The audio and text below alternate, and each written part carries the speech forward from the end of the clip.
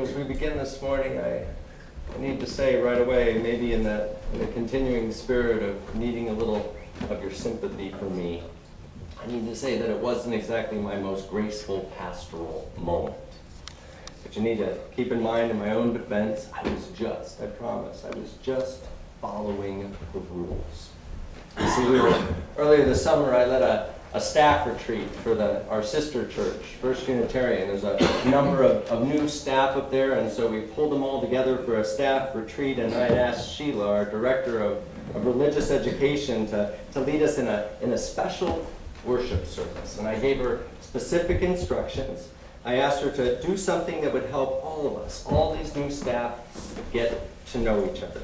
You know, to break through the familiarity and all the formality, and to set a tone right away that what it means, you know, to be a real team is not just to respect each other, but also to be able to share our lives and take care of each other as well. So in short, her instructions were to invite all of us to be vulnerable.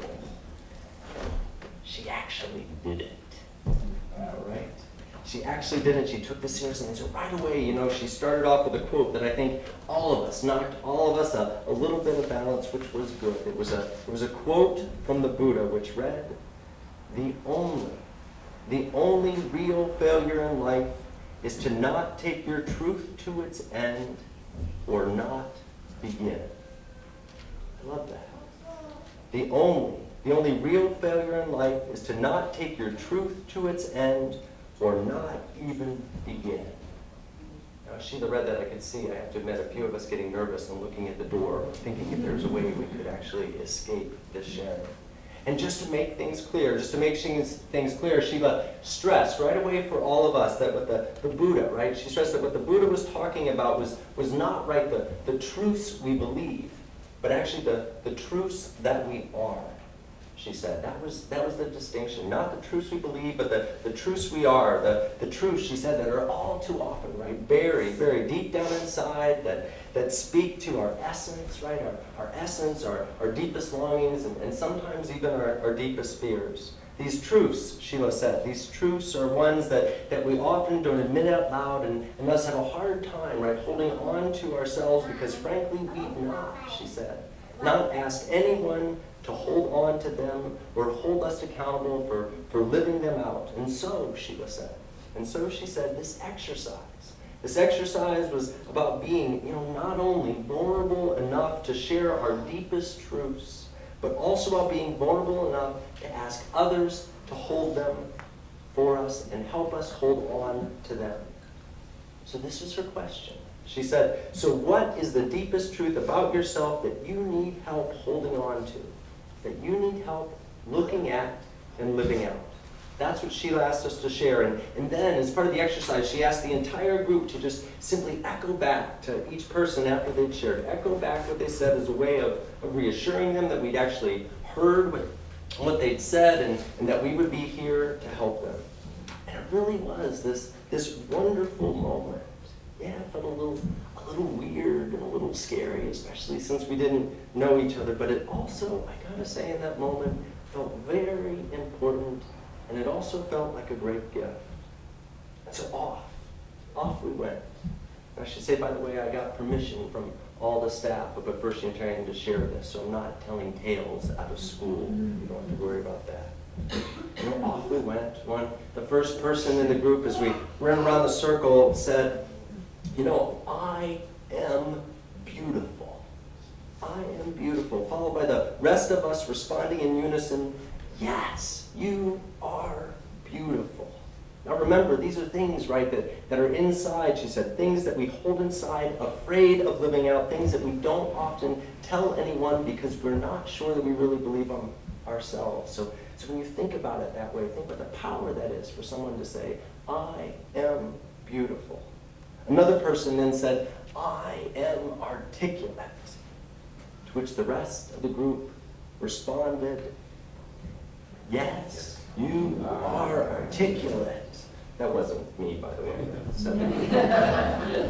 The next person, right, the next person then said, I need, in a serious way, she said, I need to believe that chance will bring me gifts that change will bring me gifts, not just loss. To which then somebody reached out and held her hand, and the group in unison replied, yes. Yes, change will bring you gifts, and not just loss.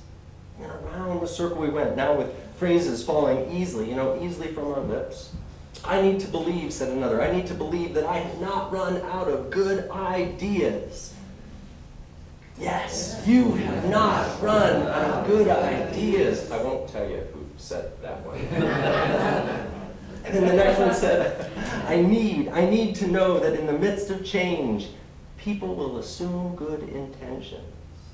Yes, said the rest of the group. Yes, in the midst of change, people will assume good intentions. And around we went until finally got to the last person in the group, and he spoke up, and he did, again, got very serious, and he said, I fear that I will die, and things will not have gotten done.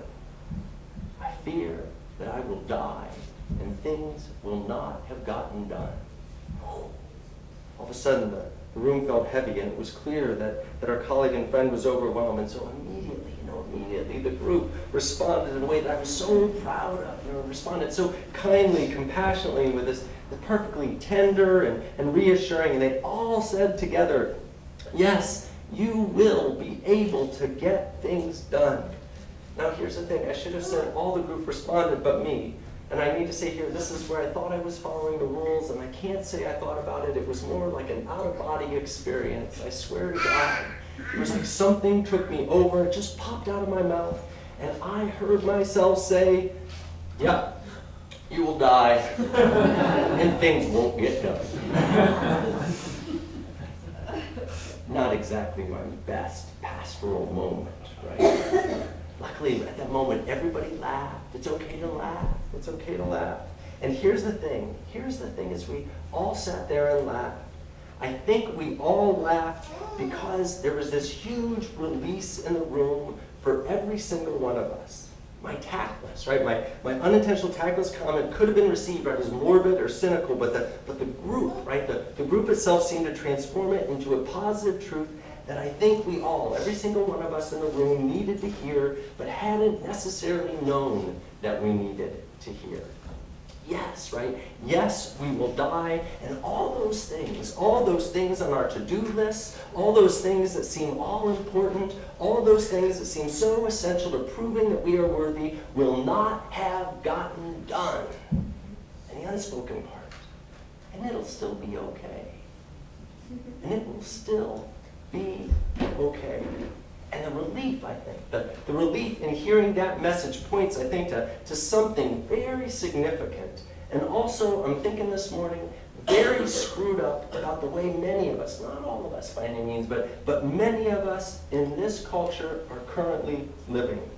You see, we're talking, I think, as we all know, we're talking this month about anticipation and what it means to live a life of anticipation. And I think, friends, I really do. I think that for so many of us in this hurried world of busy schedules, fragile employment, and giant commitments to other people, what anticipation has come to mean for so many of us is simply fear. Fear. Right? The fearful anticipation of not being able to get it all done, the fearful anticipation of not being able to keep up, the fearful anticipation of economically not being able to hold your ground at all, the fearful anticipation for many of us of your kids, right, not being able to make it in the harshness of the coming world, and the fearful anticipation of us not being able, any of us, right, to be able to do a darn thing about it. Indeed, I was listening to a podcast of a sociologist recently that I think captured this so well. She was talking, in this podcast, she was talking about how we need to recognize that we have not just entered into a time of radical environmental change. No, she said, equally important, we have to recognize that we've entered into a period of radical emotional climate change as well. She points out that whereas once, right, the feeling in the cultural air all around us was onward, right, onward and upward forever. Today, she says, the cultural climate is best described by the phrase, I just can't seem to catch up. I just can't seem to catch up. And in an odd confluence of events, I happened to have listened to that podcast when I went back to visit my parents back in Indiana. And it was during then that an event happened that brought the seriousness, I think, the seriousness and the implications of this perspective into devastating focus. As I've shared before, my parents live in a part of Indiana where they're surrounded by Amish. And so everywhere you go, there are these buggies, right? Horse-driven carriages. Everybody knows what these look like. There's a number of Amish families and Amish communities in this neck of the woods. And in Indiana, I think, as in around here, but certainly in northern Indiana, some of those buggies are just giant, right? They're absolutely huge. Built to carry entire Amish families, which, at least again, out in my mom and dad's neck of the woods, can be made of 7, 8, 9, and if you count the little babies, sometimes 10 or 11 people that all have to fit in these giant buggies.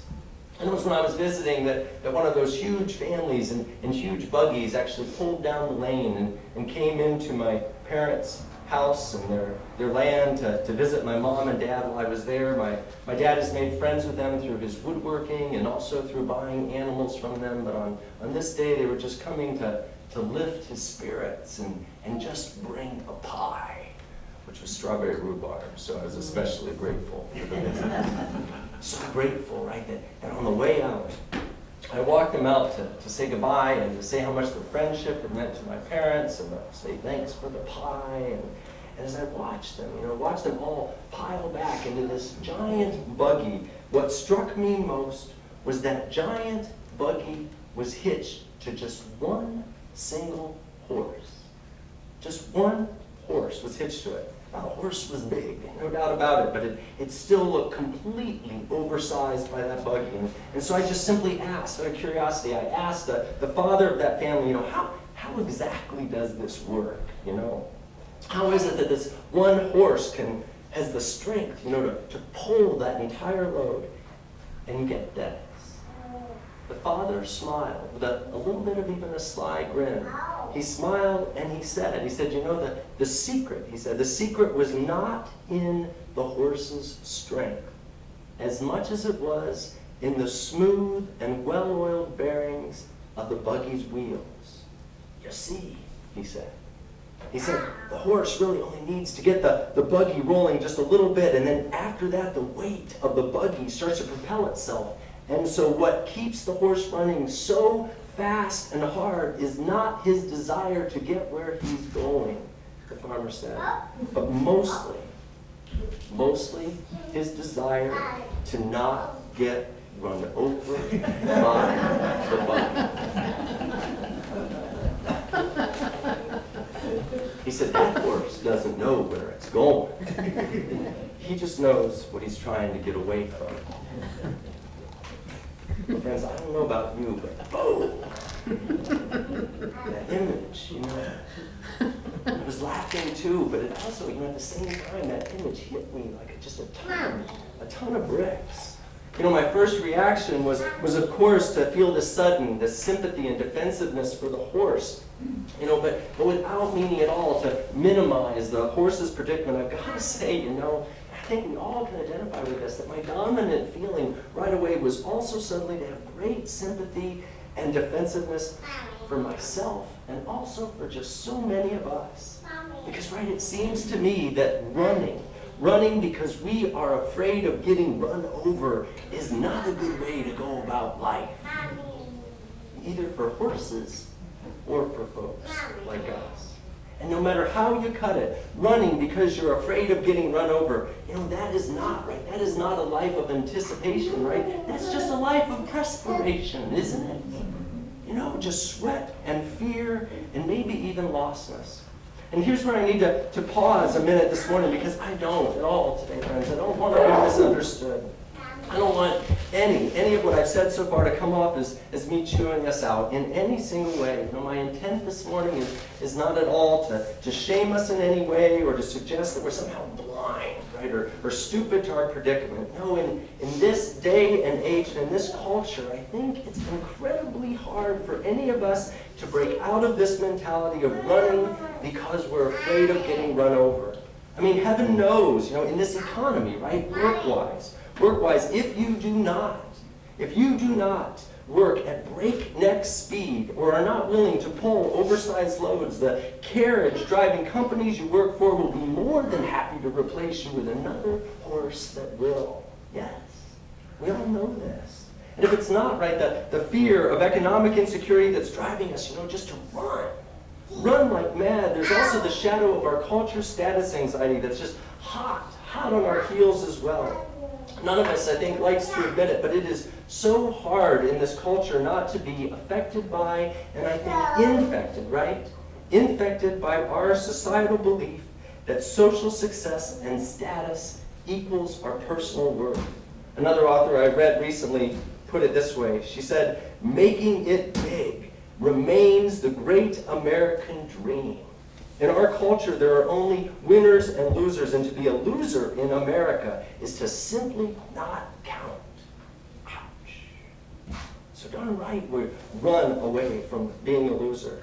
And of course, there are the personal, right? The personal psychological buggies we've all hitched ourselves to. I think of the growing psychological literature that is talking more and more about how so many of us have a screwed up relationship to the virtue of responsibility.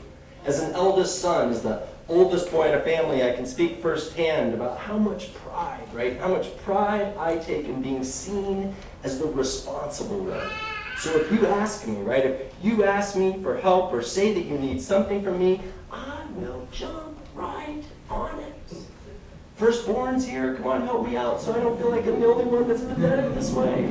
Yes, firstborns. God, you know, we firstborns, we love, right? We love to feel needed, maybe even need to feel needed. You know, our basic instinct, and not even for firstborns, but for so many of us, our basic instinct can be to let our energy spill over and out to anyone that asks for it. And yet all these "I'll be glad to's," or "sure, I'll figure out a way to make the time," or "absolutely, you can count on me," they all add up, quickly becoming, without us even noticing, this giant, right? This giant wagon of commitments to others that threatens to overrun and just crush us. So we've all got them, yes. We've all got them, not just the people I made raise their hands. We've all got them in one form or another. We've all got these buggies barreling down on us. And so which leads, I think, this month, which is especially important to ask, which leads to what? You know, what's the alternative? And here's where I found the work of a writer and poet named David White to be such a saving gift. This is what he had to say about our modern obsession with speed and running so we don't get run over. This is what he had to say. He said, "There was a time when speed was my essence, and I thought my true savior. Because speed indeed has great compensations. Speed gets you noticed. Speed is praised by others. Speed is so self-important. Speed is also," he writes, "the ultimate self-defense, the antidote to stopping and really looking at your life. Because if we did stop to see what we were doing and who we had become, we know we might not be able to survive that self-appraisal." And then comes the kicker. After honoring how seductive and satisfying speed can be, he writes this. He says, But speed is also a warning, a throbbing, insistent indicator, a sure diagnostic sign that we are living someone else's life and doing someone else's work." Again, friends, I don't know how that hits you, but when I read that, I had to put the book down. Speed is a warning, a sure sign that we're living someone else's life and doing someone else's work. In other words, Wright is saying that the great big buggy behind us doesn't even have to run us over for us to be gone.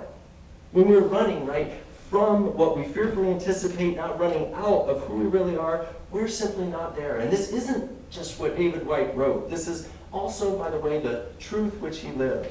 You see, before he was a writer and a poet, he knew he wanted to be a full-time writer and a poet, but nobody, at least in their right mind, is a full-time writer and poet, and nobody even says that out loud. No offense to any poets or writers in the room. Especially, right, if you're someone who, like David White, was in the middle of a successful corporate career. And it was in the middle, he tells in his book, in the middle of one of those successful, speedy days at his company where all this came to a head for him.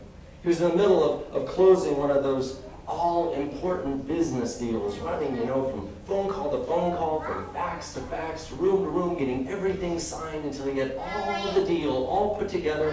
All he needed was the signature of one more lawyer in the office. And so Barry was frantically running from room to room trying to find this guy until finally he says he came upon a conference room where it looked like everybody from the office was in there, so he was sure that this lawyer was inside. And so with all this speed, right, this wave of stress and speed at his back, he opened the door, poked his head into the room, and he shouted almost angrily, he said, "Has anyone seen David?" The lawyer's name was Tom. He was the only David in the whole. The whole room, he says, laughed. He says he didn't get the joke. And so for a second time, he found himself shouting again, "No, seriously, y'all, has anyone seen David? I can't seem to find him anywhere in this office." Anybody done that accidentally?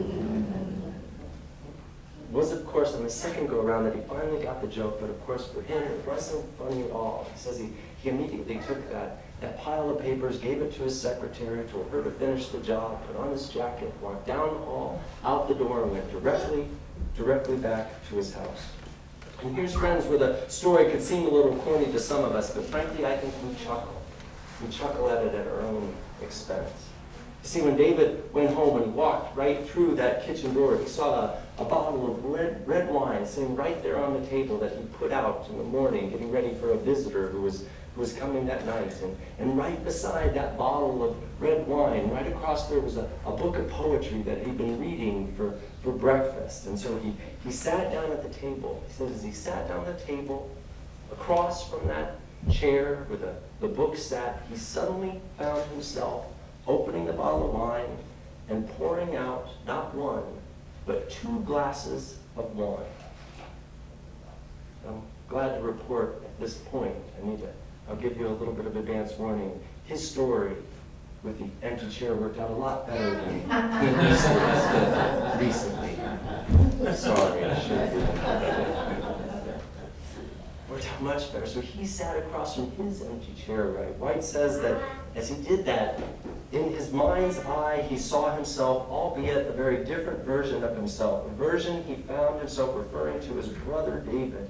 And he swears he heard that version of himself in that empty chair speak. And this is what brother David said to him. He said the antidote to exhaustion is not necessarily rest. The antidote to exhaustion is wholeheartedness. You are only half here, and half here will kill you after a while. Listen to that. The antidote to exhaustion, to running so you don't get run over, is not necessarily rest. The antidote to exhaustion is wholeheartedness. Friends, preachers have a way, of going on and on with all good intentions, right, of so badly wanting to give you all the answers, but when it comes to finishing this sermon, I think we all know that the answers are ones that can only come from each of us alone. So this morning as I end, may my gift to all of you simply be the questions. Here they are. When was the last time you sat down with yourself? When was the last time you took seriously the idea that speed is a sure sign that you're living someone else's life and doing someone else's work? And maybe most importantly of all, how are you going to remember and help every single one of your friends remember that the only true failure in life is not to take your truth to its end or not begin? Good luck with that buggy behind you. I hope we all find one. Amen. Our closing hymn is number 1008, When Our Heart is in a Holy Place.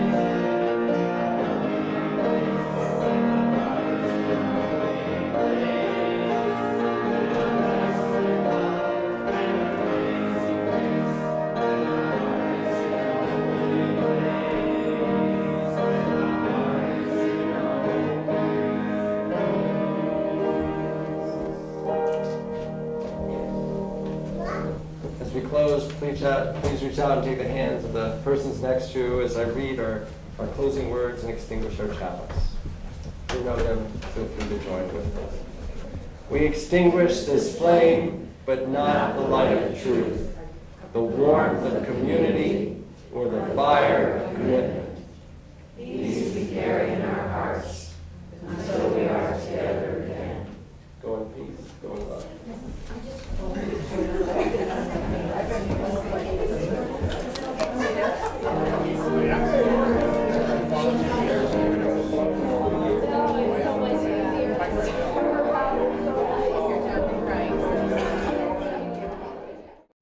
Join us for worship service every Sunday at 10 a.m. at the Unitarian Universalist Church of Canandaigua, a welcoming congregation. The church is located at 3024 Cooley Road, 4 miles west of Main Street, Canandaigua, just north of the intersection with Routes 5 and 20. Call for information or directions 585-396-1370. Your comments about this program or questions about the church are welcome at 585-396-1370. To view the latest issue of our newsletter, The Chalice, look at our website, www.uucc.us. Producer and editor, Daniel Brigham.